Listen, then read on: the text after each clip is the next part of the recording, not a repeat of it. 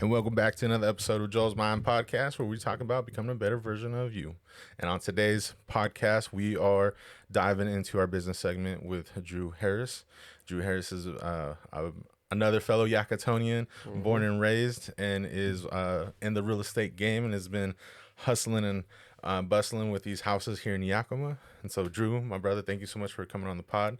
Thank you for having me. Absolutely, bro. I appreciate you. My and I pleasure. appreciate the gifts. I appreciate the any gifts that people come bearing. I really do. So I got a Fremont non-alcoholic IPA. We were just talking about riding the wave of, the sobriety and no longer drinking and partaking in some curricular activities like we used to. But anyways, with that, I appreciate it, bro. Yeah, that's definitely my favorite NA beer right there. So I'm sure you'll enjoy it. Thank you, bro. Thank you. Yeah, let me go ahead and crack this guy open. Actually. Yeah. Let me know what you think. Yeah, no. I've had a few. Have you had Tom Holland's Bureau?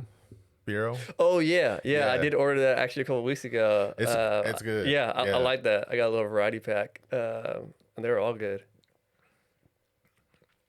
That's fire, bro. That's fire. I told you. That's good. Like, it's not too hoppy either. Yeah. Yeah, no, I like that. That's smooth. It tastes just like an IPA, but yeah, it's good. I was over there in Seattle a couple weekends ago, and we went there, and they had it on tap. Yeah. Ooh, I've been on tap as well. Yeah. Man. So they got a good NA on tap there, which is cool. No, thank you, bro. I really appreciate it. Yeah. We were talking about dabbling in a couple different ones. Corona has one. I've learned Blue Moon has a non-alcoholic. Yeah. I've eyed them at the store. I haven't had them yet. But Corona, Corona's one of my favorite. Definitely, the Fremont. I'm trying to think some other ones that are good. The Bureau. The Bureau's good. Yeah. I think my favorite is what is it? The green one? It's like the pale something. Okay. Yeah. Or, yeah. I just got them. I think I've tried. So I got like a variety pack. I think I tried one of each. I really liked them, and my parents actually they recently stopped drinking too. So I took some to them, and they really enjoyed them as well. Nice. My mom, she stopped a few years ago now, and then my dad stopped this year, and then I just stopped drinking a couple months ago. Yeah. It's been so I really enjoyed your podcast when you're talking about that and just your journey with that. And thank you, man. It's been great. Thank you. I appreciate that, and I respect your journey as well, bro. It's challenging. I know we were talking about it's like comes a little easier for us, not coming in from like in a form of addiction or anything in that sense, but like looking into the research of like the side effects, the long-term effects of like drinking alcohol. Yeah, that's really what spurred me is because I've been someone I was an athlete, in college, so with that, it was a little different than your average college student where you see a lot of times I guess there's drinking throughout the week, right? Yeah. With us it was you had to be locked in with practice and of course your games, and then you drink on the weekends, and so I think I kind of kept that discipline after that as far as not drinking during the week, but would always have drinks on the weekend. And I just always noticed I would do dry January, and then usually after my birthday at the end of April I'll do 3 or 4 weeks off, and then usually after summer take some weeks off, and I always just noticed like the more energy and creativity and motivation and clarity and that I had during those times. So it's just like I said, just I actually always enjoyed that, just feeling fresh and crisp, and so then like I said a couple of months ago I had been drinking less and less often, so not drinking as much on the weekends, maybe drink one weekend but not the next, or so taking more weeks off of not drinking on the weekends, and just noticed the difference, and maybe a week after not drinking versus a week after drinking, right? And just levels of energy, and so I was just like, man, what is really the point of this? I actually think I enjoy, like I said, just the feeling of not drinking more than that temporary joy of drinking, and like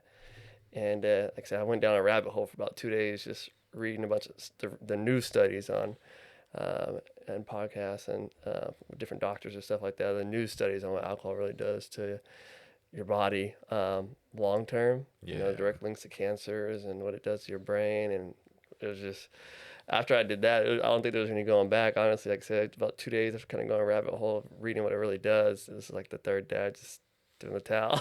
Dude, So, no, good for you. Good for you, yeah, man. yeah, but it's been cool, man. Like I said, I've just trying to be great, man. Yeah. I'm addicted to just being the best version of myself, and when I weighed the pros and cons, that just didn't fall in the plan anymore. Hey, that's what I'm Just talking trying to about. be the best for my God and my family, especially my daughter and this community. I take a lot of just pride in being the best I can be for the community. So Yeah. yeah, Respect that, bro. it was a good move, and so I've been exploring, man. I went on a rampage of just ordering different NAs. Dude, So yeah, I was like yeah, on Amazon and reading all these different things, just trying to see which ones I was gonna like the most. So yeah. we had my fiance was just like, oh, the poor Mel lady, because she was bringing boxes of She's like, bottles and stuff like that, and non-alcoholic stuff. So she's like, I'm not Budweiser. yeah, yeah. So just different things I wanted to explore. You know, which one was gonna be the favorite, and Yeah. it became fun. You know, like how you you go out and wine taste different places. I Yeah. bought a different NA wines and we would try them, and Dude, yeah, I tried Stella Rosa Black, which I mean the wine itself already tastes like juice, but like they have a non-alcoholic version of it. uh-huh. And yeah, it tastes just like juice but without the hangover. Yeah. And like it Yeah. just it's really good, but yeah, I stumbled upon like the champagnes and the wines just recently. So Yeah, yeah, that's the thing. Like the beers, they really do taste like the real thing. I feel like for the most part, the Yeah. wines is finding the good wines because I noticed a lot of them are really kind of almost like a grape juice. But yeah. I found one as I was talking to you about before we jumped on. One out of Seattle that's great. I mean, they've actually won awards. Some of their wines have some of their wines have won awards in big wine events going against other wines that are not non-alcoholic. Oh, cool. And by far the best I've had. So yeah, if anyone's interested out there, yeah, reach out. I'll send you the link. But Dude, yeah. they're good. They have a good red and some whites and some sparkling. But No, that's cool. Yeah. yeah, so it's just kind of finding the ones we like and enjoying them. No, Yeah. I like it, bro. Like it. Yeah, honestly, it's cool. It's cool to still indulge. Like one thing I learned was like the social aspect. Mhm. Like, dude, once you stop drinking, like you just realize how accessible it is. Like, Yeah. it's everywhere. Like, it's like socially accepted. Which I mean, not to say it's bad, but like it's just one of those things that like it's frowned upon if you pull out a cigarette and smoke. You know what I mean? Yeah. But Well, yeah, that's funny. Just because now there's a lot of people. I guess doctors is a big push to where they're gonna try to put the cancer risk on bottles as they do with cigarettes. oh, cool. Just because there is a direct link to many cancers from Yeah. drinking alcohol. Yeah. But yeah, I agree. I mean, that was the hardest part too, is like the social, the social aspect because it goes to many places. But Yeah. I think the nice thing now is, any brewery you go to, most events, fundraisers and things I go to, they have NA beers. Yeah. That industry has blown up. Dude, seriously, Um, I think it's really gonna be a market like 10 years from now, 20 years from now. Yeah, Like yeah. when the Gen Z are adults and able to, I mean, yeah, once they're 21 and able to buy alcohol, I could see them purchasing more so the non-A's. Yeah, yeah. I seen the industry has been blowing up. I think I read it's almost $1 billion industry now. Just because I was reading that we're at like a 90-year record low for people drinking in the United States, just because Gen Z is pretty hip to the negative effects of drinking. Yeah. So it sounds like Shout they don't. out Gen Z. Yeah, I know. I guess like they get a bad rap for a lot of stuff. I know, but shout yeah. Yeah, seriously, yeah. out, Yeah. So Hopefully they pillar the, yeah. all the accidents out on the road and, so. Yeah, so it's I was reading that like in bigger cities there's NA bars they're popping yeah, up. nice. That's cool. Yeah. So it seems like it is a growing thing, but yeah, like I said, I mean, I have nothing against it. I still like tell my homies, if you want to go get drinks, still shout me out. We'll go. I'll pull up. I'll have an NA. Yeah. So it's like I don't gotta miss the social part of it just because I'm not drinking. So I'll still. I have do a that. question. When you were in college, how did you deal with like the peer pressure of like being around it, and like, did you have friends that were trying to peer pressure you when you were in school? Like, were you ever tempted? No, I don't think the peer pressure was a thing at all.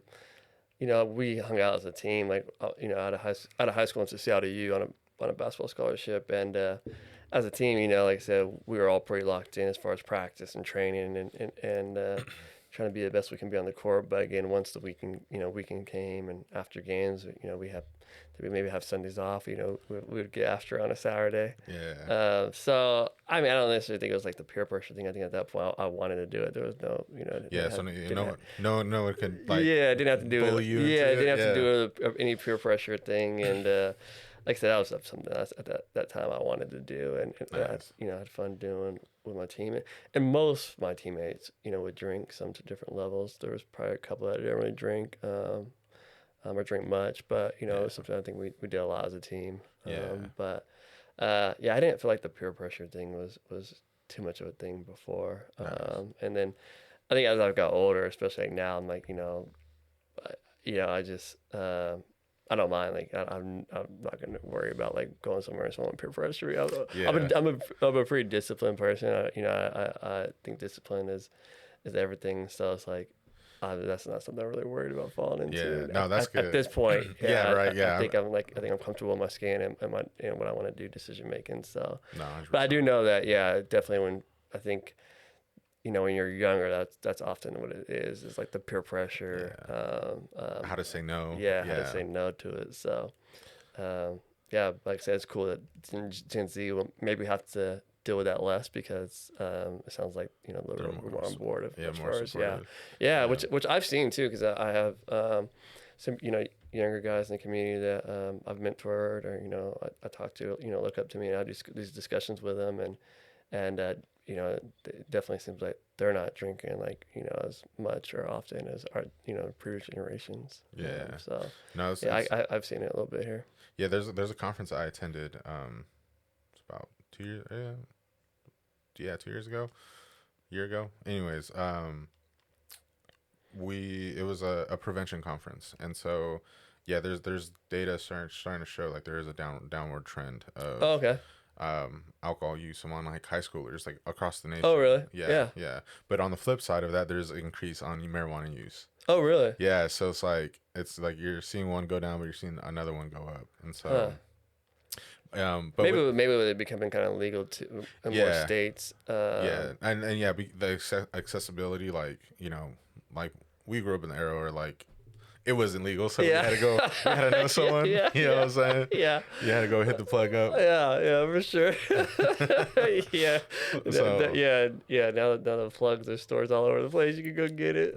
Yeah. So 100%, you're right. Like there is like a correlation between like those states that are legal and have those dispensaries out there. Okay. So yeah, no.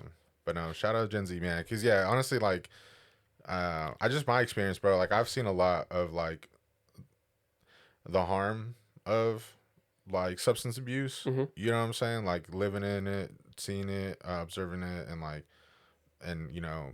seeing how it like destroys families and whatnot. So like there's a lot of bad that comes with it if you're not able to do it responsibly, and there's nothing wrong doing it responsibly. Like I like to believe like at a certain point after like I on that last episode like counting my blessings, bro, like after really kind of going through some of those experiences where I'm like, bro, you could have really ended up in the hospital, you could have done something, you could have been in jail, like that's when I was like, okay, like let me be more responsible, let me like not risk it for the biscuit, you know what I'm saying? Like so I know I've thought about too, you look at some of these celebrities that have lost so much or athletes, because of some event that happened with that.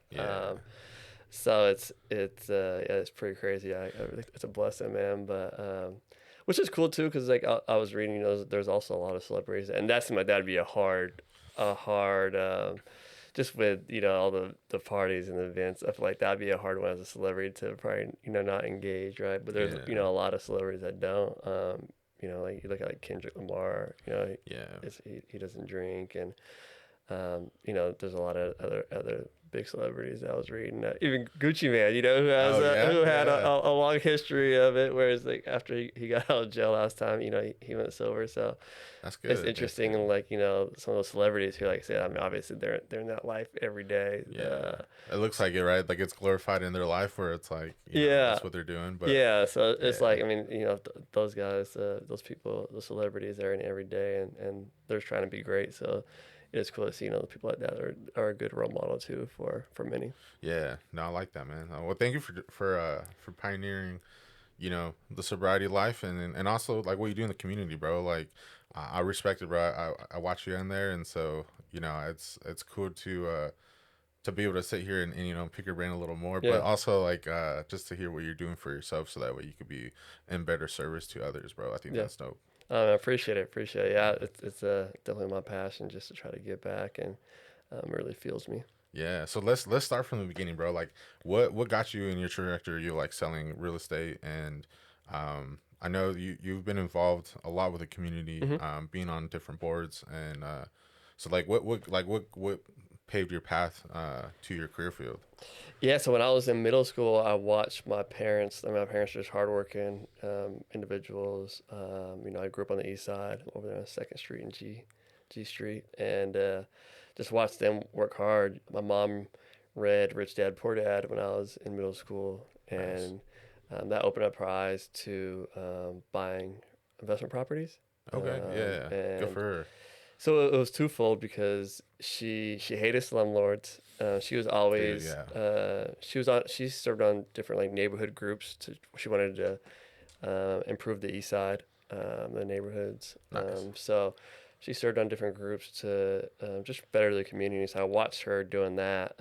But yeah, she hated slumlords and wanted to build up the east side. So Nice. after reading Rich Dad Poor Dad, she thought, well, I, you know, we can go and buy some investment properties in our surrounding area and then give them a facelift and have some control on how they look to Yeah. you know to better the block. So Nice. they bought three duplexes right behind their house, and then a house across the street from them. At that time, is when there was a lot of foreclosure, so they did it. That they got them on the foreclosure, so got them for a deal. Nice. That's good. Um, I mean, an yeah, opportunity, right? yeah, Yeah. yeah, and then improved them. But I'd watched Marie Makita, who was their agent, help them, and Nice. I just really enjoyed watching that process that she did, and just her serving them and helping them with such a big move in their life. Yeah. And so at that time, I became really interested in real estate. I Yeah. also knew that I wanted to eventually have rentals as well, like my parents. So I was like, you know, the job of being a real estate agent seems very intriguing to me. Also, I know that kind of gives me the in and understanding the market and buying rentals, so it seemed like it made sense, right? So Yeah. it was always in the back of my head. And then after Marie helped my parents buy rental property, she became a client of my mom's. My mom cut hair, so Okay. now I would start seeing her regularly because my mom had a salon behind her house. So Yeah. she built that when I was in like elementary or middle school, or yeah, in middle school. So then she could be there when I came home from Nice. school, and so I would see Marie there regularly and have the conversations. So she was there as I grew up, you know, got older, Yeah. and whenever I you know saw her in high school, even in college, when I come back in town, and she'd be sitting in that seat, she'd always say, "I think you'd be really good at real estate. You know, I'm not gonna pressure you, but anytime you're ready, let me know." And Oh, nice. um, so I had known pretty much since middle school that I wanted to be a real estate agent. And I think that helps me to do well at it now because it's something that actually like was really passionate about and wanted to do. So it, you know, it doesn't really feel like a job every day. You know, I work a lot. Versus like maybe someone who just you know watched the show on Netflix on a real estate agent and just you know saw the pros of them or something and Yeah. thought they wanted to jump in it, right? So this is something I was wanted to do and had a passion for. So it's been a blessing for sure. What was it? Selling Sunset? Yeah, Yeah. Yeah. yeah, Yeah. yeah, No. yeah. Yeah. I don't even watch those shows because it's not even the real life of a you know Yeah. age. No. I feel Yeah. like so. And it's like they're selling like I think every home they're selling is like a multi-million-dollar home, Yeah, and yeah, so yeah, like it's definitely a different like it's a niche, right? Like out there in LA, and I think they have a new show like in Miami, and so it's cool. My wife watches it, and so like it's been a while since we've seen it. I don't know if I don't know where they're at with it, but yeah. Um, no, yeah, I see you hustling, bro. I see you out there like Mm. day to day. But I really like one thing I could definitely, if anyone does watch Selling Sunset, like I would say there's some key differences is like seeing you actually out in the community and Yeah. like partaking in different ways. So that Yeah. way it's not like, yeah, like Selling Sunset, you see them like talking to their office people, their crew, and then like boom, they got an appointment, and then it's just Yeah. it's like the real highlights of like what I imagine what it's like, Yeah. selling a home. Yeah. Yeah.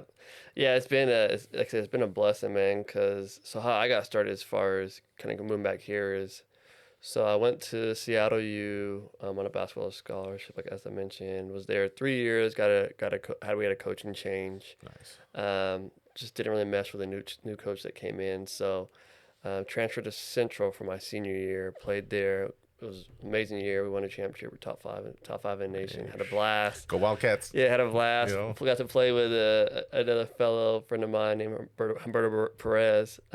He's from Yakima, so I got to room with him and play and had a great time. And then after that, I ended up coaching there and moved up the ranks pretty quickly. I was um, the head assistant coach my second year, and then ended up becoming the associate head coach there at like 25, which I think was like the youngest in the nation for that role at that level. nice. Good for you. So I didn't honestly plan to coach that long and be there that long, but just Yeah. moving up so fast and being able to like get that responsibility so fast and be able to have an impact on so many young men and be able to, it was fun, being able to recruit them and bring them in and really help them grow as individuals. Yeah. Something I take a lot of pride in, and just helping them and being a friend, a mentor, maybe even a father figure sometimes for those that didn't have a father. Nice. Um, Man, good for you, bro. That's yeah. awesome. So I took a lot of pride in the off the court stuff with Nice. that, and I really enjoyed it, man. And it's been a blessing just to see so many of those men now become just great people in their communities where they're living now, and some of them have become coaches themselves, and so it's really cool Yeah. to see a full circle, and just doing amazing things, a lot of them. So What was the dynamic like with you being like so young and like having, probably someone either almost your age yeah. or your age? Like, Yeah, that's a great question. Because I mean, I was there when I first started there. I was only, a year or two removed. I had 1 year gap between playing there and then coaching my first. So that was a challenge. I really just tried. I really realized I just had to be on my P's and Q's. yeah, I think especially just being young, but also African American, yeah, like yeah, just making sure I was really on point with my details and organization um, as far as just like how I carried myself, nice, nice. there and just being in the community. So yeah, I just definitely mad at, have that separation That's good. That's from good. just because being in that coach's role. So Did you ever have to like address a certain way for them to kind of separate your authority, not authority figure, but like, yeah, what I'm saying? we had to have the conversations, and I think the longer I was there and more removed, then it was easier because there were some guys that like, I mean, we were in college when I was in college. The Yeah, first couple of years I was a coach, right? So as I got older, I was a little bit more removed from being a college player. It definitely became a little bit easier too, I see. Yeah, and the more I got comfortable in that role and. That also helped it just to become a little bit more easier. But yeah, I mean, I had to sometimes draw those lines. yeah, But I think at the same time, it was also helpful because I think I gained a lot of respect from them too because, they knew that I had an understanding of what it was like to be in their shoes. And just recently, right? Just yeah, years ago, I was in their shoes, so I understood it. yeah. So I think in ways it did also help. That's super nice. Yeah. They could also go back and see the highlights, or I can put the shoes on real quick and show, if I had to. Yeah, So, you know what I'm so I saying? was like, hold up. One's like, running around the woods, so. Like I just beat you, now you gotta go run laps. Yeah, Oh, yeah, dude. so like there were some ways that it benefited as well. Dude, that's cool, man. But it was cool, man. Like getting into real estate, I like sometimes like, man, like should I have did it sooner? Should I have left there sooner? And got in earlier, because I got in right around the time the market really took off. I was like, what if I got in even a little bit earlier? Would I have, been in a better position? But I just like firmly believe that God put me there to help those guys, and I was able to help so many young men. Yeah. Really, I think just help bring out the best in them. Yeah. So I was like, that's what I was supposed to be doing at that time. It was meant to be, Dude, right? yeah. Yeah. But then it got to a point where, within my last year or two coaching there, I started coming down here to Yakima and volunteering at Rod's house on Yeah. like days off and vacation, and just fell in love with helping over there and just serving the community that way. Um, and it was good. I know because so many of those kids that were there at Rod's house were from the east side, so Nice. you know, I know it was very important for them to see someone of color come in there and be from the east side. And I had my master's. I got my master's at Central. For them to see that someone from that area could do that Yeah. was very important, right? So Yeah. I didn't take that lightly. Nice. Yeah. And yeah, eventually it became time to where I knew it was time to kind of chase the real estate dream, and I was very close to moving to Seattle. I had actually kind of made some plans, and then I just started praying, and I had recently got into meditation and meditating on it, and I was just like, man, I don't want to go to Seattle, man. Like, I want to go back to the community I was raised in. Yeah. I couldn't see myself not being a part of Rod's house, honestly, at that point in those kids' lives. Yeah. And I wanted to come back here and get more involved in the community. And also, like I said, Marit was here. She had an office, so I knew I could get good mentorship from her. So it made sense, you know. I could Yeah. come back here, and yeah, I can go to Seattle and volunteer, but it's not the same as going back to your community and volunteering, Yeah. right?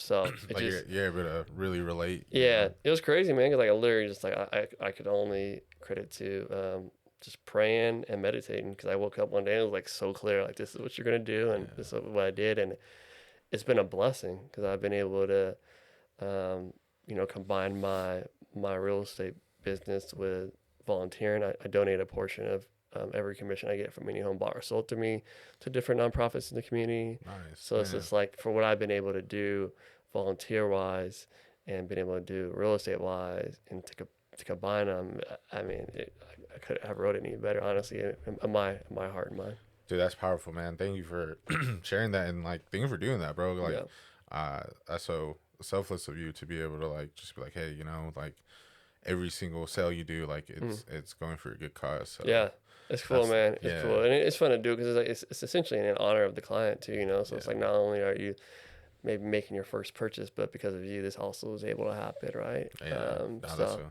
yeah, yeah, it's cool. that's cool, man. That's awesome. Well, at Rod's house, what was your role there? So I was originally just like a volunteer. I'd go out there, hang out with the kids. It was fun, man. Those were some of the best days, playing games there with the kids, Yeah, just being a positive role model. Like, so many of them, they just needed some respect and love and just positivity around them. They were going through hard yeah, times, and it's pretty sad, the situations that led many kids to be there. And I would say, honestly, majority of the time it was not their fault. yeah, Parents have failed them, or there's situations where, like, maybe like a boyfriend didn't approve of them being LGBTQ, and so they were maybe kicked out because of that. So there's just some different very sad reasons why maybe they were out in the streets. I see. Yeah, And So, like I said, they just really needed some positive role models to be around. And yeah, like I said, but we would have a blast just playing games and board games. And we took them to the aquarium over in Seattle, and I remember taking a group up to go sledding up White Pass, and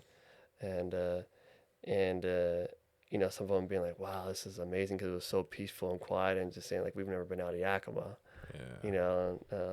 So, like, those were some really special times just to be around those kids. And honestly, the thing that was really amazing is that, like, I would sort donations and bring donations. I would gather donations in the community a lot of times and bring stuff, and like, you'd have some used, I don't know, Nikes, Jordans, or not even in the best shape, but you give them to them, and like, it's like Christmas to them, man. Like, yeah, they're more, they would always be more appreciative of the things that they got, the things that some other kids would overlook or not even, yeah, really be thankful for. So it's like they were, always so appreciative of sometimes the littlest things, and that was always really cool, and really just kind of had my heart and just kind of spent a lot of time over there. Oh, that's beautiful, man. That's awesome. Hmm. While you were volunteering there, were you in real estate at the time, or were you?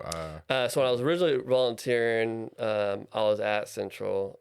Like I said, I kind of did on vacation or time or after work or weekends or whatever, whenever I could. And then when I moved down here, then I joined the board. So as soon as I moved down here, they asked me to join the board. Nice. And then I became a board member and was on it for many years. And just stepped off last year. I'd put a lot into it, a lot. I was definitely wasn't like the average board member. I spent a lot of time over there, and like I would go pick up donations for people. People like knew me as like very connected with Rod's house. They call me, hey, I got a kid, and I'm trying to go over there and like help and make the introduction or make the calls, and I spent a lot, which was a blessing. I'm very thankful I was able to do it. But one of the big things we worked on is when I was there. So when I first started there, we had 2 full-time staff, and now they're at 60 or 70. Oh wow! So when we started, it was just a resource center on Yeah. that cheese, and 2 full-time staff. So it's crazy. Can't And imagine then the work. oh man, like to see it grow, it was beautiful. Yeah. And now there's a spot in Sunnyside, and there's an admin office, and I stepped off at the end of last year. Once we opened the new shelter, we opened a shelter. It was over $6 million to do, and we had worked on it for 5 years. We were originally actually in Union Gap doing a shelter. Feasibility didn't work out. Moved everything over to build this shelter to the new location, and I helped find that land and get the land under contract just as a real estate agent, and a lot went into doing that building. A lot. So like once that building opened, it just kind of felt like my time. I did what I was supposed to do. That's awesome. Yeah. No, absolutely. So I just wanted to move on and feel like try to impact the community in a different way. I feel like they were really in a good place and good hands. Yeah. So I feel like, okay, we'll do something different. So now I'm on the board with the YMCA, which is really cool because we're now working on trying to ramp up things at the downtown Y with a focus on getting things for the kids and families on the east side. Yes. So that's the new baby right now. Working on. I'm excited about.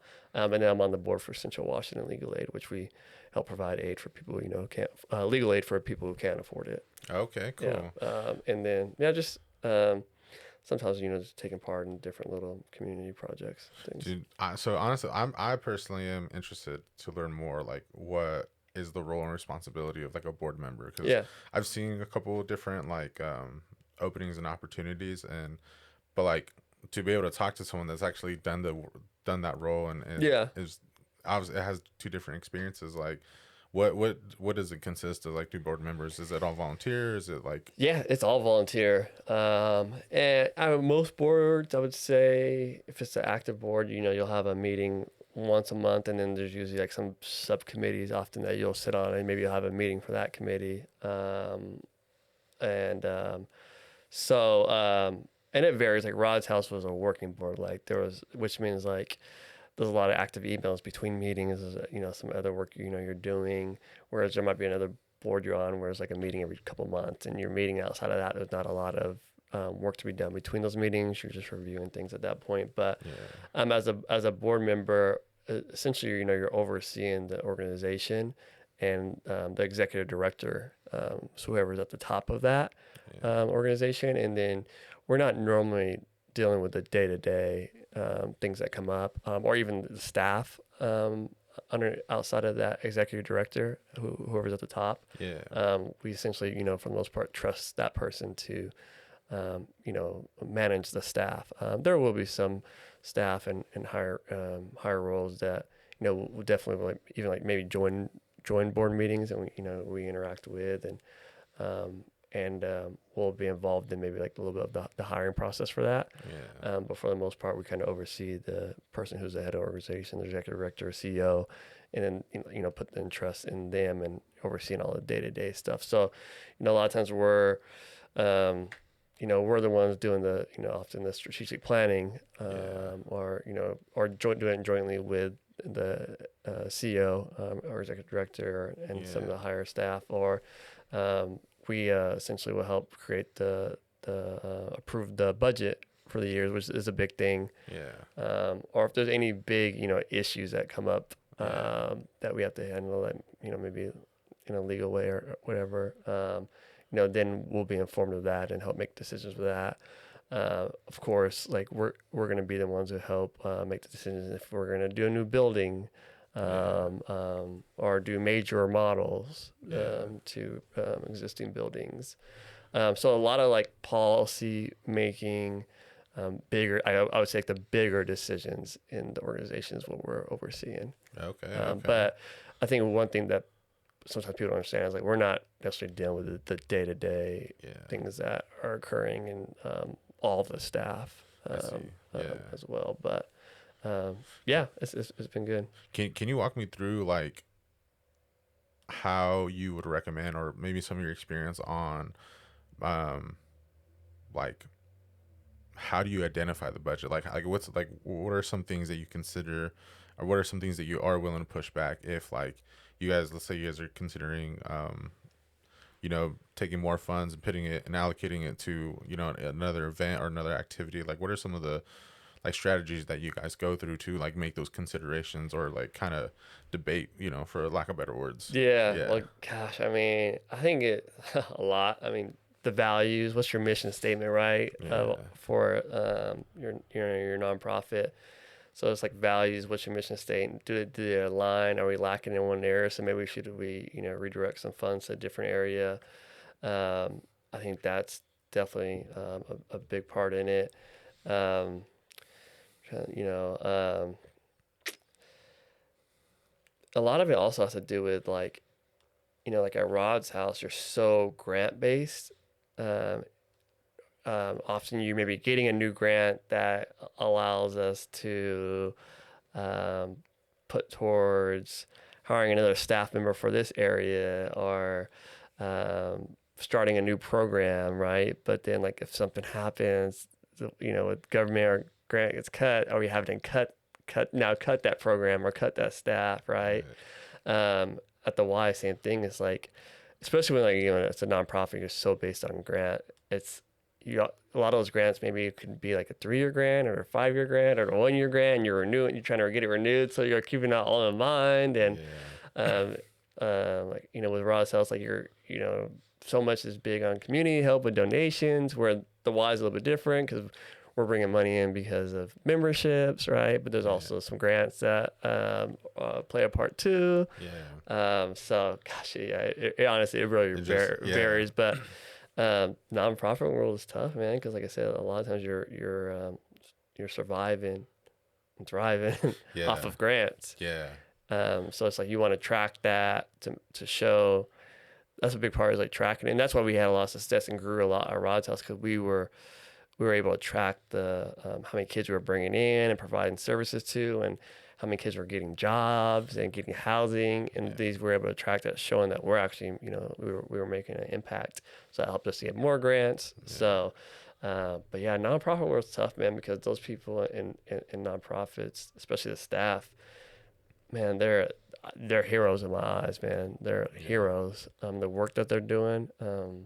YWCA is one of my favorite nonprofits I like to donate to, Yeah. support. Shout out It's just, YWCA, man. man, like, It's so cool to see that they're securing that new building and yeah, which doing the is renovations. super cool. I toured it. They had me come tour a couple of months ago. It's gonna do wonders, man, because they're becoming strapped in their space they're in right now, and for what they can do, who they can serve, and there's a big need, and unfortunately, a really big need. Yeah.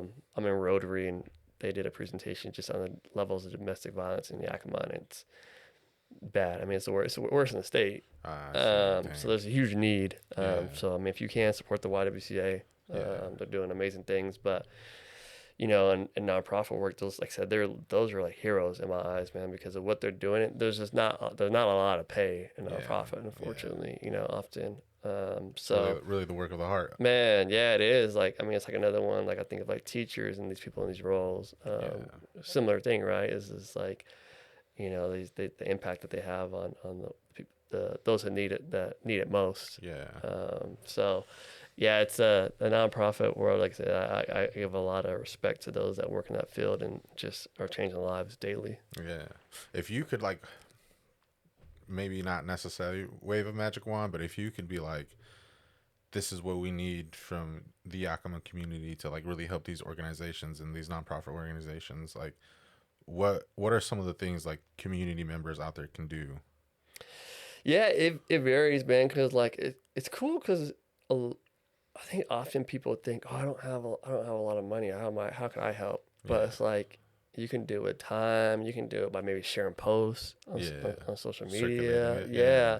Yeah, spreading the word. When I first started at Rod's House, I think that was like one of the biggest things that I could do is like I was pretty active on social media. I think there was a disconnect between like the younger people who supporting Rod's House. There was a lot of older people, old money that maybe supported them, Yeah. or retired people volunteering.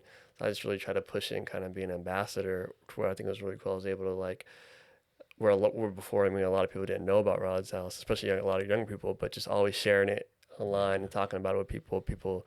Younger people would start hey, how do I volunteer? Oh, we just do fill this out and go volunteer, or um, like the YWCA and Rod's House, they'll like they need stuff like toothpaste and clothes and things that, I mean, most people can go out and get. You don't have to Yeah. donate thousands of dollars. Maybe you can go get $25 worth of things and drop them off to the donation centers. Yeah. So there's a lot of different ways to do it. Where I think, again, so many times people are like, I want to help, I just don't know how. Well, Yeah. you know, go on their website, see what they need and how you can help. There's many different ways to help. Like I said, you can volunteer time, energy. I mean, it could be little bits of money, donations. You can go out and just different things. There's many ways to help. That's awesome. Definitely is. And I tell people, like, you got to find something. You want to find something that you're passionate about too. Like, for me, I don't take part in anything that I don't like passionate about or believe in. I'm not gonna volunteer on a board just to be on a board. Yeah. Throw it on the resume. Like, it's Yeah. gonna be something that I'm passionate about. Because if you don't have that passion for it, it's gonna be hard to really do it, man. Like, Yeah.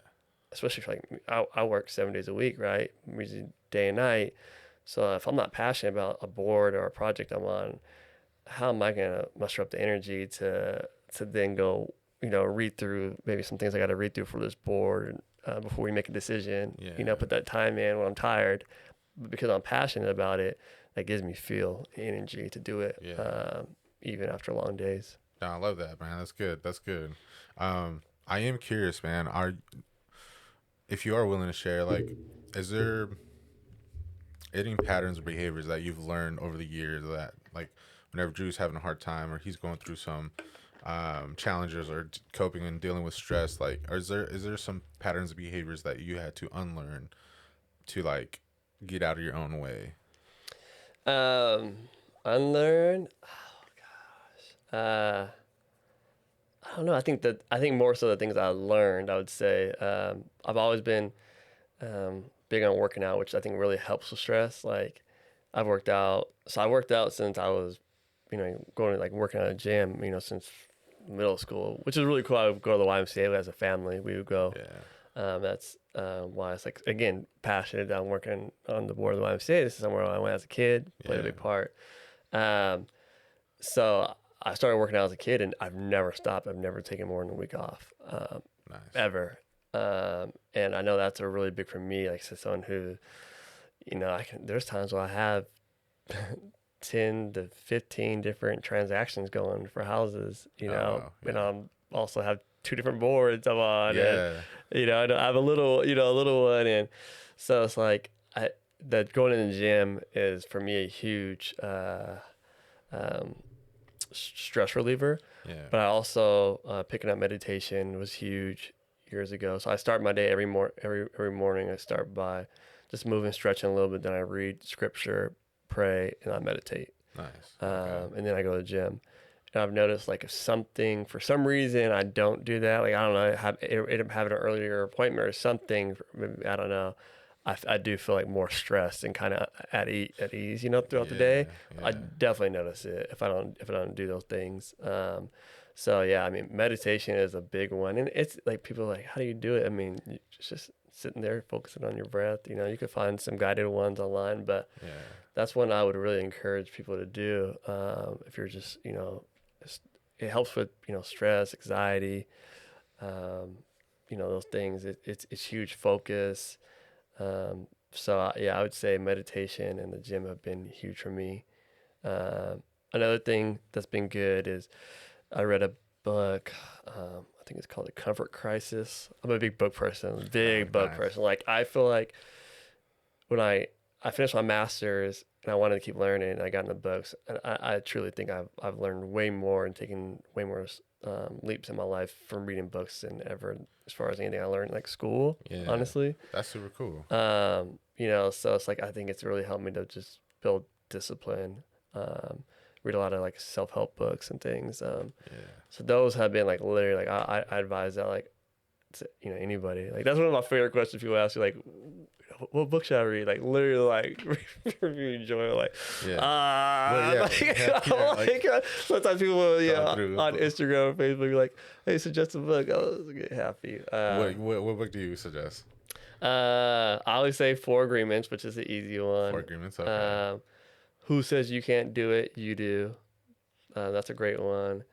I think the David Goggins Can't Hurt Me is a good one. Oh yeah, I haven't checked it out, but I've seen it. Yeah, he'll get that beast mindset to you. And the other one I like is Think Like a Monk, which is a really good one. Okay, by Jay Shetty. Yeah. Top 5. Okay. And there's another one. Discipline is Dynasty. Discipline is Destiny. Which is a really good one. Okay. I really like that one. So, yeah. There's real quick. I am curious. What do you have your master's in?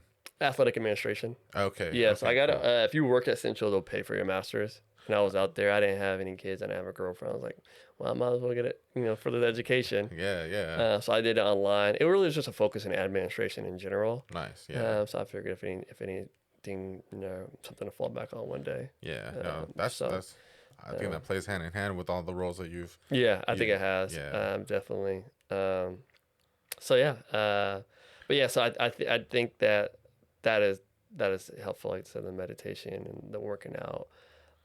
I think honestly, just even now taking another step, I think is not drinking. On the weekends and things like that, just because of what I've read about like how it can cause, stress and anxiety and things. I would say that's one way, I think, and often people drink because we're trying to cope with stuff. So I probably even did that, some on the weekends, just from having such a crazy week. No, seriously. But I mean, from what I've read is like people do that to cope with it, but essentially it just ends up adding almost more stress and anxiety the next day or the days later, right? Yeah. So, So I do have a few questions because I'm just like, man, I'm impressed, to be honest. I'm like, your father, your provider, you're on different boards. You're in the community helping and doing donations, and I'm participating in events, and then you're like on top of all those roles, your role as a real estate agent, you are, meeting with people, doing housing or open houses and walkthroughs and stuff like that, securing the funding. Like I've, having this experience of buying our property, like I know those steps that you had to take as a realtor. Like you're probably on the phone a lot. So through all that, man, like how do you find those pockets of like time to read, to work out, to meditate? And like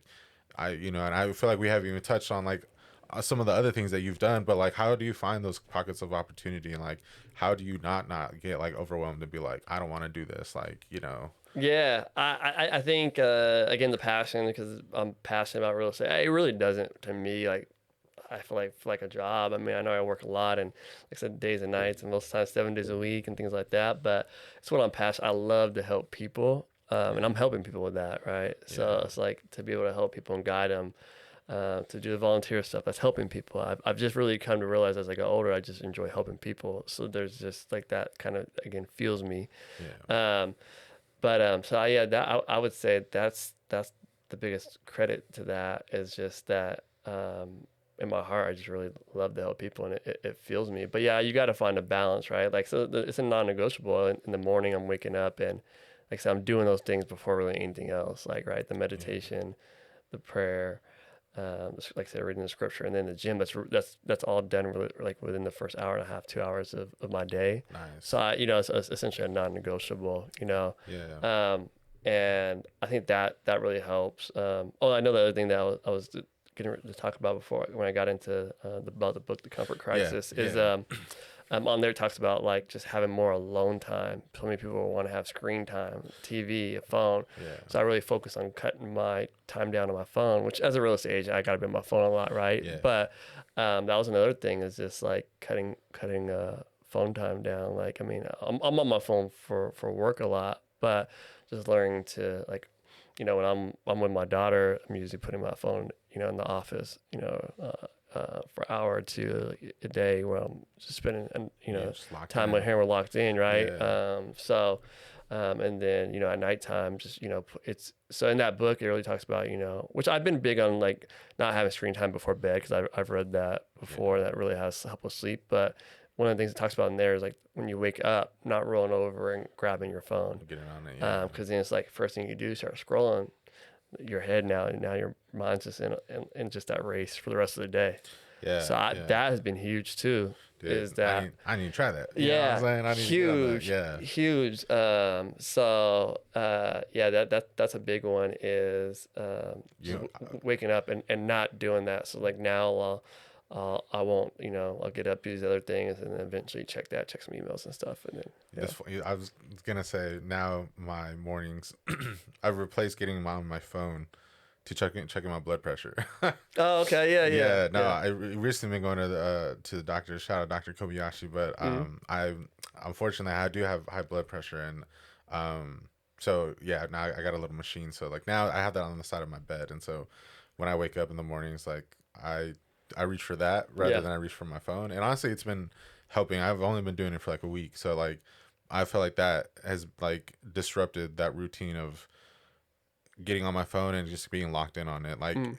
I still I still got some work to do. Like I still, check it, um, but I appreciate this conversation because Yeah. now I really can push further and like try to stay off it for that first like hour and Yeah. I not be mean, so distracted. years ago, I was kind of having trouble like sleeping, and I went to the doctor, and he's like, "Well, what do you do before bed?" I'm like, watching TV. Like watching TV. This is before I had girlfriend, kids, just lay in bed, watch TV. Yeah, And he's like, "Well, try not to do that." So yeah, like literally did that, and I've slept fine since then. yeah, Just not trying to be on my phone or watch TV before bed. I never put it after that. I never put a TV in our in a bedroom, in the my bedroom. bedroom Yeah, anymore until recently we did it. We built a new house and they have the art TV. oh yeah, Yeah. yeah, the So we little actually frame. we use it more like for that. We don't even really Yeah, like rarely. I don't know. Like very rarely do we actually watch TV in there, but it's more for like the art part of it because it looks yeah. kind of cool, right? No, So, that's cool. That's cool. but yeah, so I don't typically outside of that. I'm a big believer in like having the TV in the room, and yeah, so that immediately helped. And then now, like going back to like it was just this year when I read the Comfort Crisis about not doing it, looking at it in the morning, Yeah, and even I noticed that like greatly if I roll over one day and do like, oh, today I'll just do it. I'll look, I'll kind of look on my phone. I notice like the rest of the morning just feels different, man. Like, yeah, yeah, I just feel like I need to be doing this. I kind of like, yeah, yeah. so it's not rolling over and grabbing that phone has been Man. another thing I've added that's been very helpful. To just feel like just kind of being at peace. So like it sounds like you're more grounded when you're not on your phone, scrolling, right? Hitting Yeah. that doom scroll versus when you do like, it seems wishy-washy throughout the day. Yeah. I just kind of, I just feel like I don't know. I just feel like a little bit more at peace and calm and less stress by doing that. And again, just trying to cut it down to where I'm not on. I mean, for me, I often like a lot of times I gotta be on there for work too. Social media is part of the game. But uh, I've definitely cut back a ton. And another thing I do is I delete social media every Sunday. I've been doing Okay. this for years. Oh wow. So I'll check in the morning, respond to like messages. Pretty much never post on Sunday. Yeah. And then usually like after church sometime, late morning, I delete it and I'll get back on it Monday late morning or noon. Like deleted. Like, do you actually like? I actually deleted it. If you're like, why don't you just not? I don't know. Like it takes 1 minute just to add the app. So I just Dang. That's crazy. every Sunday I've done that now for a couple of years. Yeah.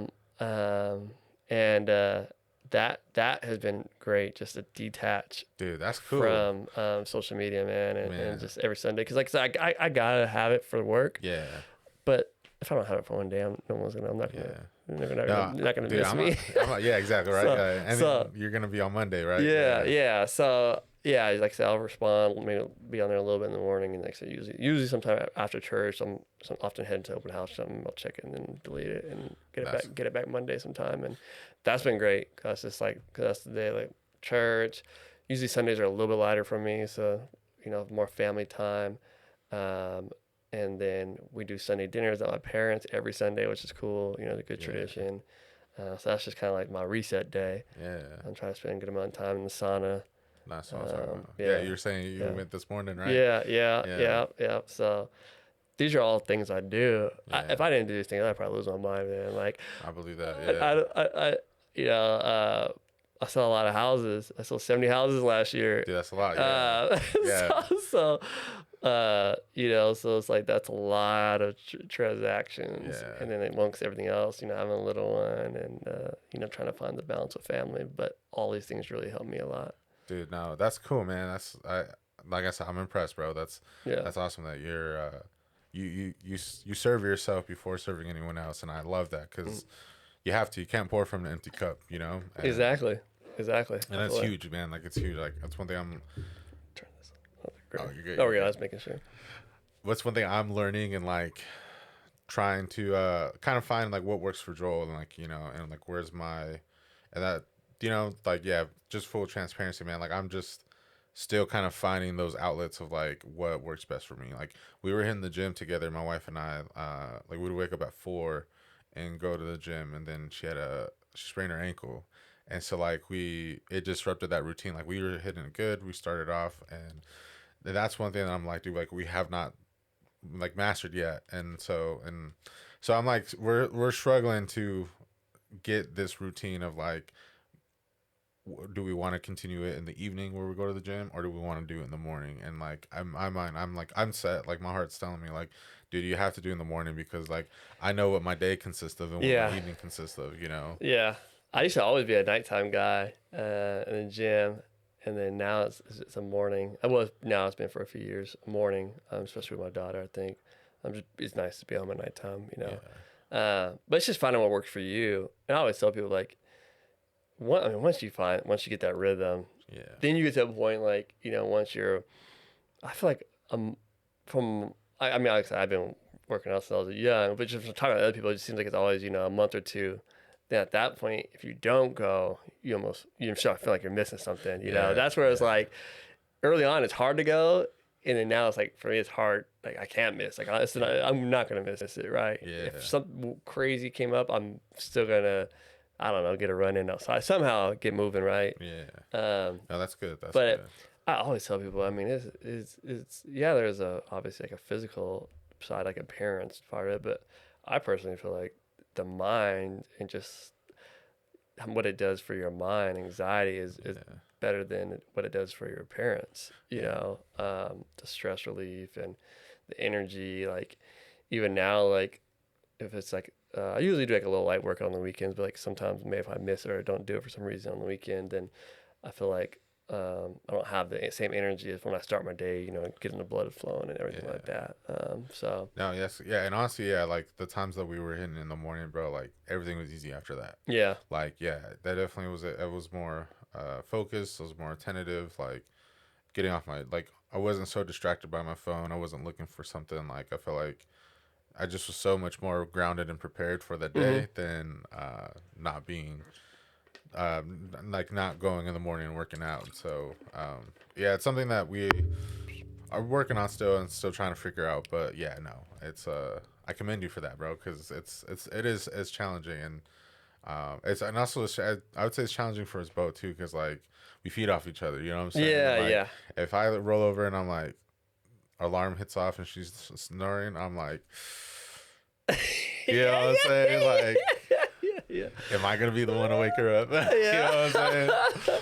You know, and I know vice versa. Like I know there's times where like I've like deep in my sleep and I can like feel someone like moving me or saying my name and I'm just like out, you know, and so and then yeah, like next thing you know, we wake up and it's like, yeah, we're not going to the gym this morning, you know. Yeah, yeah. So It's just about finding your rhythm, man. Like I say, what works for you guys, you'll find it. You'll find it because, like I said, once you get in it, you'll love it. Yeah, it's just finding what works for you. nah, that's cool, man. That's cool. Well, circling back to the books because I want to recommend a book, man. Um, it's a very dense book. It's a very challenging book. It's funny because I was in college. I said this to my professor. I was like, this book's like it's like a, it's like good weed. You know what I'm saying? You break it apart and it's just really dense. You know what I'm saying? Like, but the book's called the Pedagogy of the Oppressed. Pedagogy, however you want to. Oh, okay. Like, I've never heard of it. yeah, but it's a great book. So Paulo Freire, he's a um, he wrote the book in Portuguese. And so it's been translated into English, but he talks about the cycle of oppression, Mm-hmm. and he talks about how to end the cycle of oppression, we had to rehumanize our oppressors, Mm. which Okay. is an interesting concept because it's like, man, that really puts the responsibility on those that are oppressed Yeah. to be able. Yeah, maybe I have actually heard it. I'll try.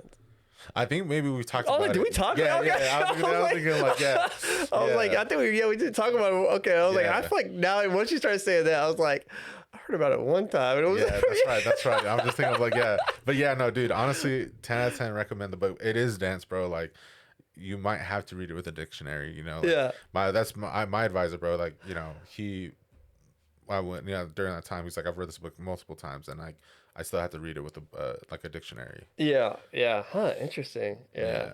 Yeah, but it's good, bro. Like, you could I read. gotta check it out. Yeah, Yeah. you could read a paragraph and like sit there and reread it and like get something new over and over again. You're just like, what the heck? Like, You got me yeah, excited now. it's good, bro. It's Yeah. good. But yeah, like, And yeah. Oh, damn. Okay. yeah, Yeah. like, yeah, that, and I think it's beautiful, but I also think like that is also very, I don't know, man. Like, like, dare I say Christ-like, you know what I'm saying? Yeah. Like, in order to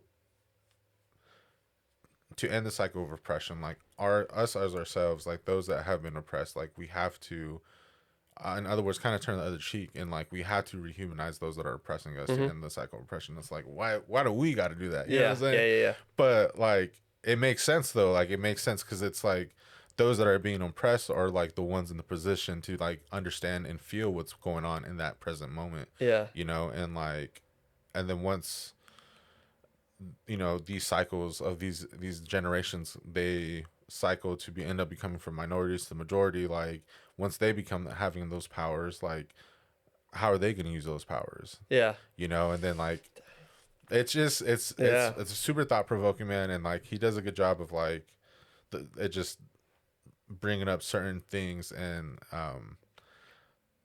like it makes sense because when you do have that power, like you just don't, you lose like like a humanized part of you, because it's like, yeah, if you can do whatever, whenever, however, to whoever, like how human is that? You know what Mm-hmm. I'm saying? Like you are now elevated to a level of like, I'm thinking of like what's his name? Uh the Great Khan out in like in the Middle East, yeah, like in Turkey and whatnot.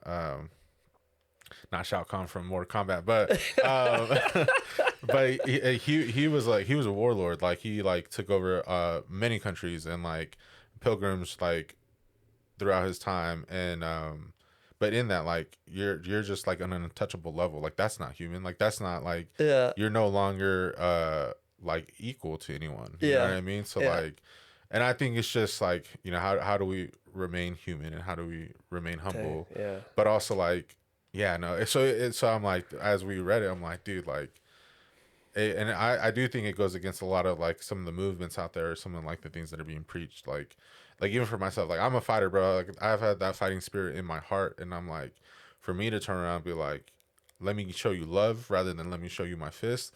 Like that's an interesting concept for me to be like, that's hard to do, but like it makes sense. There's something about it that makes sense. But going back to Christ, like it makes sense. Like, you know, in the Bible where it talks about like forgiving ourselves. Yeah. Like our vengeance is ours. Like it's the Yeah. Lord's, and it's just, it's an interesting book, bro. Like 10 out of 10 would love to hear your Okay. thoughts on it. Yeah. But Yeah. yeah, I got to check it out. And I think going back to you asked the question like, how do we find the time? I know like for me, I was always like a hard copy book guy. I yeah, love like learning new words and stuff. I keep like notes on my. I would keep notes on my phone of like if I a new word I didn't know, I would look yeah, it up. Keep it. I have like a long going list of just so I can learn new words. But once I had a little one, then that changed because it's like you know, when I am home, I got to give her the time, right? So it's hard. yeah.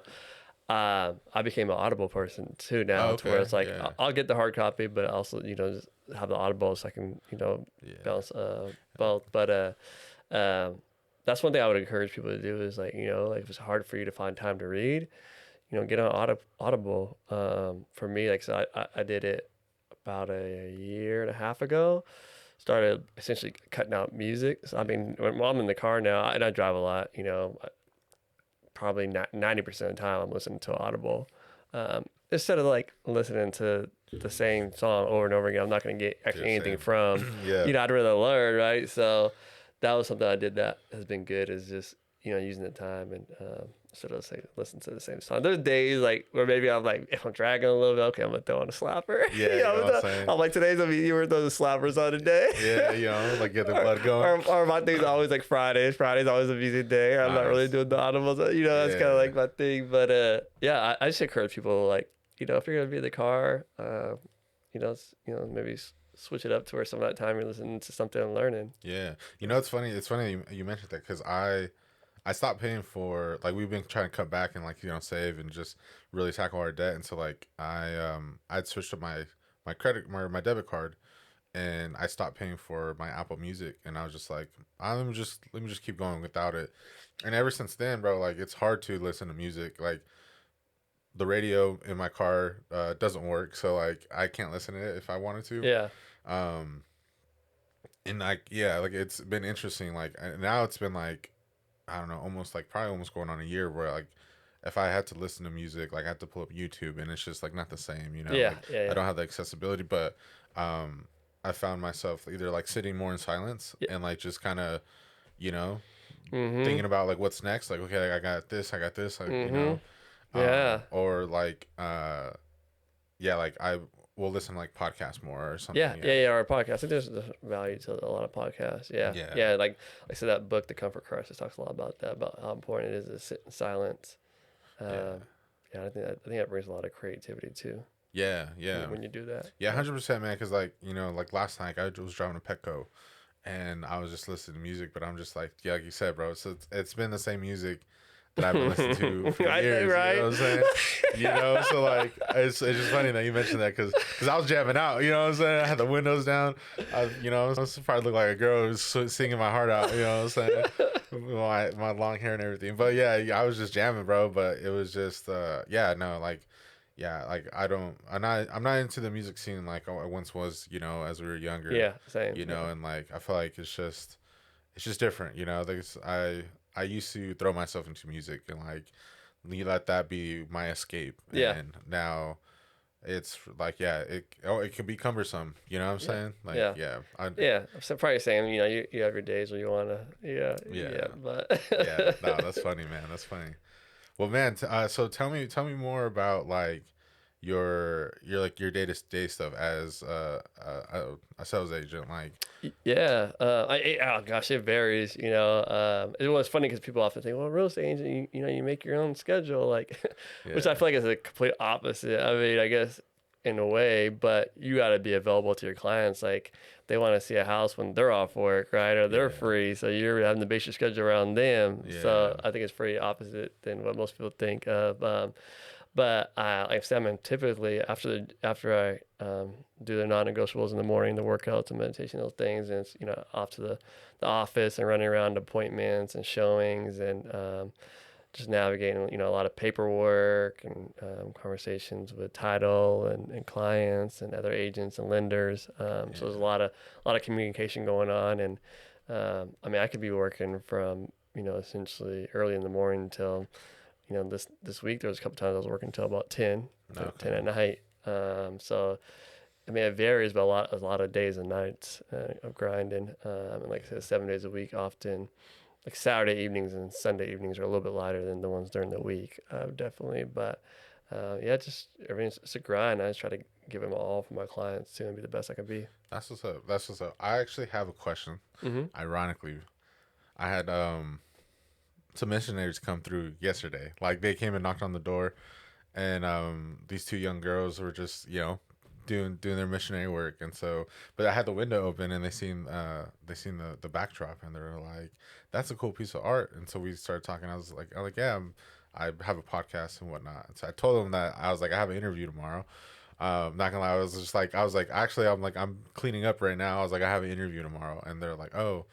And but I told them that I was gonna interview you, and I was like, yeah, he's Drew Harris. I was like, he's a real estate agent.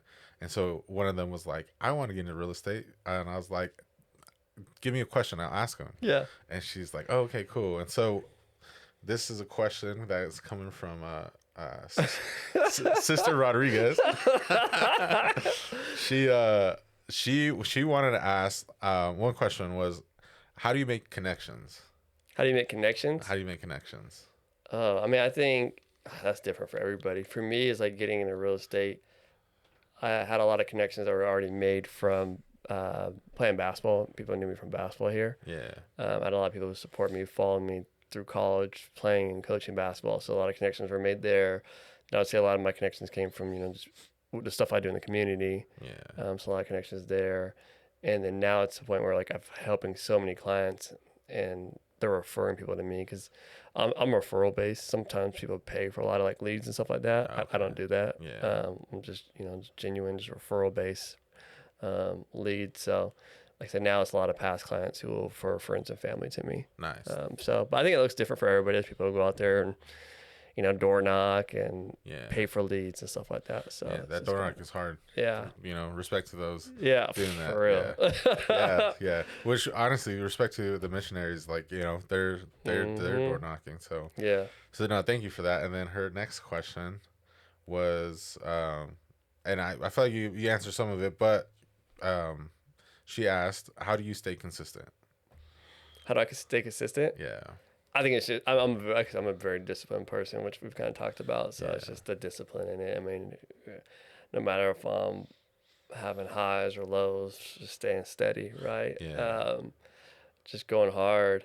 For me, a lot of people think it's weird, but I don't like so I don't look at my numbers. I'll usually look in the middle of the year, just maybe for like tax purposes, like if I adjust stuff. But yeah, I don't look at how many homes I've sold throughout the year. I don't do it till the end of the year. yeah, Besides the middle of the year, like I said, when I check just maybe for tax purposes, because one, I just don't really want to be putting a number on people like that. It's just not what I yeah, necessarily want to do. That's not how my drive. But two, also, it's like I just believe in waking up and going hard every day. I don't want to yeah, like, oh, I'm doing really good this year, so I'm gonna coast, yeah. I see it. or not do. I'm not doing great, so I'm gonna stress, and like I just believe in just waking up every day and just going hard and giving my all.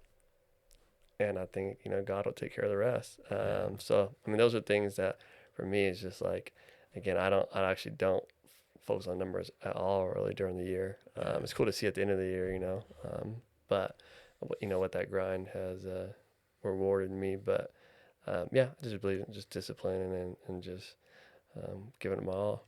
Nice, nice. Yeah, no. Shout out, Sister Yeah, Rodriguez yeah, and Sister Reese. yeah, No, yeah. they're super nice, and so which is cool. I actually share with the scripture. I don't know exactly what it was, like word for word, but they were talking about charity, and they were talking about how charity comes from the heart. So, Mm-hmm. um, but I think that relates, man. I feel like the things that you've been doing, bro. Like you do it from the heart. You don't Yeah, you like it's not obviously there's incentives, but that's not what's moving you. yeah, yeah, What's moving you is like the calling that you get from your work and those events that you're involved in and being on the board. Like, I think that's super cool, and I think that really can foster that movement in us when we don't want to move. yeah, yeah, yeah, Yeah, yeah. Absolutely, man. I mean, like, I think it's just doing it from the heart and being genuine with anything is just the way to go. Being authentic. yeah.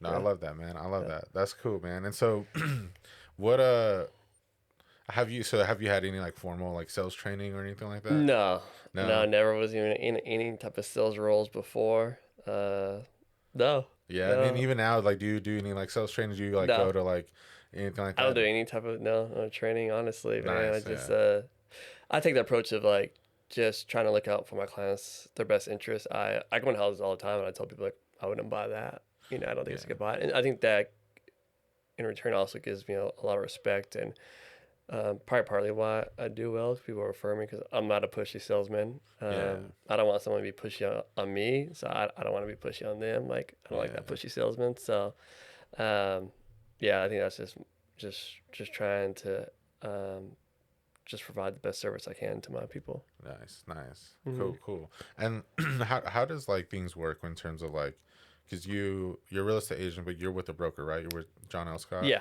Yep. and like, do you guys like that you're your own boss essentially, but like you make your own schedule or like Yeah. We you don't know? have like a ton of like meetings or anything like that. You have to be there for. I see, Yeah, yeah, you're essentially your own. yeah, Your own boss. But you fall within the office and the rules, but it's on you. You don't get paid unless you sell houses. yeah, Yeah, essentially it's on you. I mean, no one's providing anything for you. You got to get out there and get it. yeah, Yeah, yeah. make it happen yourself. Yeah, 100%, man. Yeah. No, real estate's cool, man. I love houses. Like that was something that my mom would take us when we were younger, man. Like Hmm. she'd take us cruising and she'd take us up to Scenic Drive. Yeah. Oh, okay. Yeah. So like we would just chill there, go to the little viewpoint, and just yeah, like so like we would always drive by the houses and just talk about the different characteristics or Yeah. like the different views, and so it's cool, man. I think being able to look at different houses would be a good time, Yeah. Yeah. Yeah, Yep. um, that's cool, man. And it sounds like everything that you've experienced and like from like watching your mom, watching your parents, get a property, the connections they had, and you going to the Y together, and Hmm. like once you branched off and ventured off and going to college, like everything seems like it has like just played its role to like Yeah. get you where you're Yeah. at now, Absolutely. and that's cool, man. That's cool. Like to be able to see Yeah. like from your earliest ages, like you're destined to be in front of the people, but also helping people and serving others, Yeah. and in that like you've been able to develop these routines and this discipline that's like unmatched. I would say Yeah. that Yeah. you're able to really like understand and own who you are, but Mm. also own like the work that you're able to do and how you can impact others. Yeah. I think just trying to take little bits from the journey, just learning, and again, I'm really big. I'm addicted on just trying to be the best version of myself. Yeah, So just being introspective and just looking at what I'm doing, how I can be better. What areas I'm doing well, what areas I'm not. Doing well, and I need to put more into, and just trying to continue to grow. And um, I think with that has brought a lot of just peace and joy. Uh, and yeah, so yeah, I think it's like I said, it's just about I think self. I think discipline is a form of like self respect too, yeah, right? And so that's big. And like I said, just trying to take just trying to take baby steps each day and get a little bit better each day. Yeah, I Yeah. like that. I like Yeah. that a lot, man. Well, I like to ask my guests this question, man. Like, what in Drew's mind, what does becoming a better version of you mean? Gosh. I feel like this last year, I've got more where just because I go to consistently going to church, growing closer to God. This last year, where I'm going to church weekly, that's been huge for me.